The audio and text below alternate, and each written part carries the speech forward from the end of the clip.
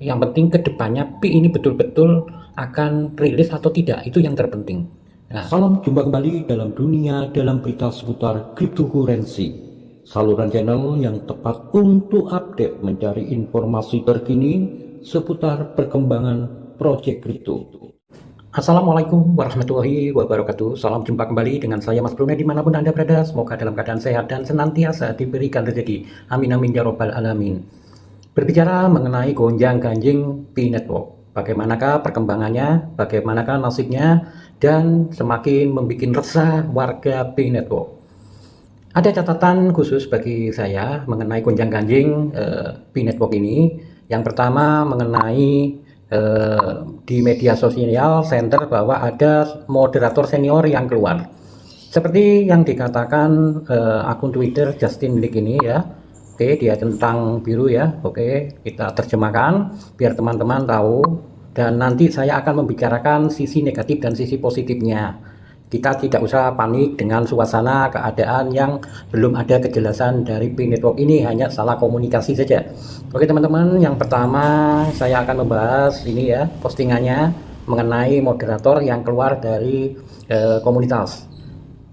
Oke, anehnya Good Tender, namanya sulit juga, M. Julnir ya, telah meninggalkan Pi moderator karena kurangnya komunikasi dengan Pi City. Sejak 2019, saya berhubungan dengan Pi Network. Dia berusaha mempertahankan komunitas obrolan Pi hingga hari ini.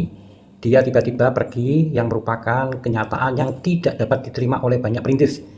Banyak orang mengenalnya, tetapi dia tidak lagi berkomunikasi dengan semua orang sebagai moderator. Ini bukan karena kemampuan kerjanya yang buruk, tetapi karena kurangnya komunikasi dengan PCT, atau bahkan sulitnya komunikasi. Sejujurnya setiap orang memiliki pekerjaan dan kehidupan sendiri dan sangat membutuhkan keberanian untuk mendukung pengembangan Pi dalam waktu yang terbatas.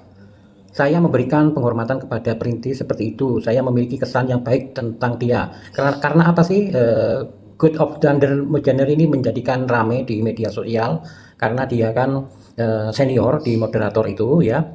Akan tetapi ini dinyatakan bahwa salah komunikasi saja, jadi tidak usah diperbincangkan ya, tidak usah bikin resah atau dibikin resah, kita juga tidak usah panik. Kenapa begitu ya? Memang saat ini keluarnya dia ini disebutkan bahwa alasannya karena kepentingan kehidupan sehari-hari atau pribadi ya, mungkin ada halangan. Nah, seperti itu. Tapi pada kenyataannya membuat resah, semua media sosial Twitter membahas soal dia.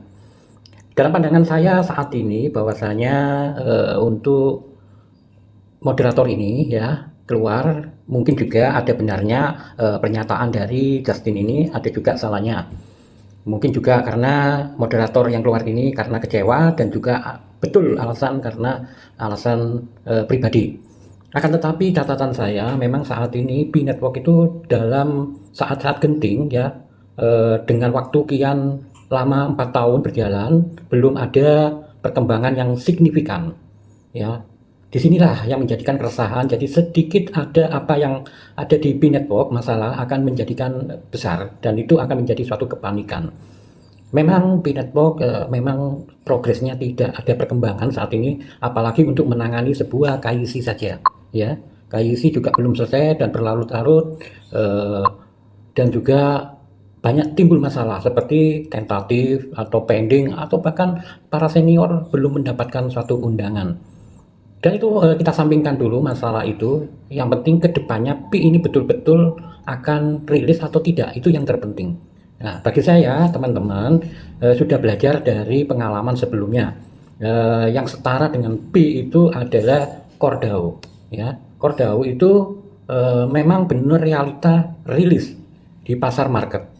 Akan tetapi dia juga terseok-seok di sana, tetapi dalam pengembangan yang benar ya, seperti harapan saya sih seperti CoreDAO itu. Karena apa? CoreDAO itu saat ini dalam pengembangannya dia juga melakukan ekosistem, tapi sambil berjalan dia merangkul, membangun, dan kerjasama dengan developer berbagai macam di seluruh dunia dengan nilai nyata ya. Saat sudah rilis ini baru dibangun. Karena apa? Ibaratnya begini ya, dalam membangun sebuah proyek kripto itu sama dengan membangun perusahaan.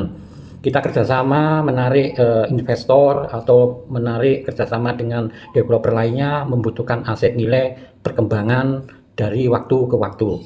Jadi dilihat dari kalau perkembangannya semakin bagus, mungkin investor atau para developer itu akan masuk ya. Nah, sedangkan Pi ini selama 4 tahun belum apa-apa. Mungkin itu yang diharapkan teman-teman para pionir, listing dulu lah gitu ya. Terus dalam pengembangannya sambil berjalan bersama-sama untuk membangun. Nah, karena apa? Sebuah aset itu penting dalam nilai jual, dalam nilai untuk merekrut perkembangan atau kerjasama dengan pihak atau perusahaan-perusahaan besar lainnya. Jika tidak ada nilainya, bagaimana kita bisa mensosialisasikan bekerja sama, itulah.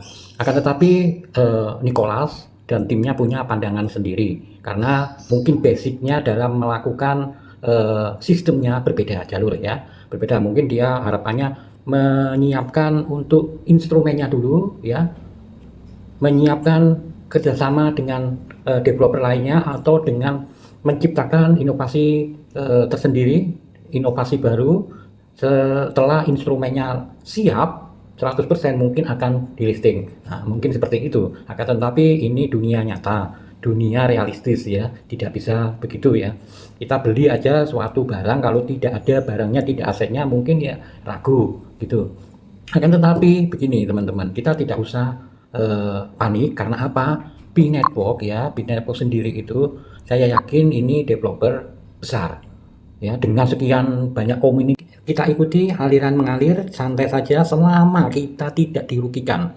Mungkin yang merasa dirugikan seperti waktu program P2P ya, ada program P2P pertukaran barang yang menjadi pedagang mungkin saat ini terpending untuk penukaran harga. Setelah mereka menerima koin P saat ini masih beku, tidak bisa dicairkan. Ya anggap aja aset. Mungkin kalau bagi yang punya uang lebih ya tidak masalah. Nah itulah, jadi kita perlu evaluasi, jangan terburu-buru gegabah dalam melaksanakan program yang belum pasti. Kita santai saja. Mungkin Anda bisa mencoba tapi dengan relatif harga yang maksudnya dengan modal yang secukupnya aja lah, kecil-kecilan aja karena kita belum yakin. Nah, selama kita tidak dirugikan, tetap aja tekan petir.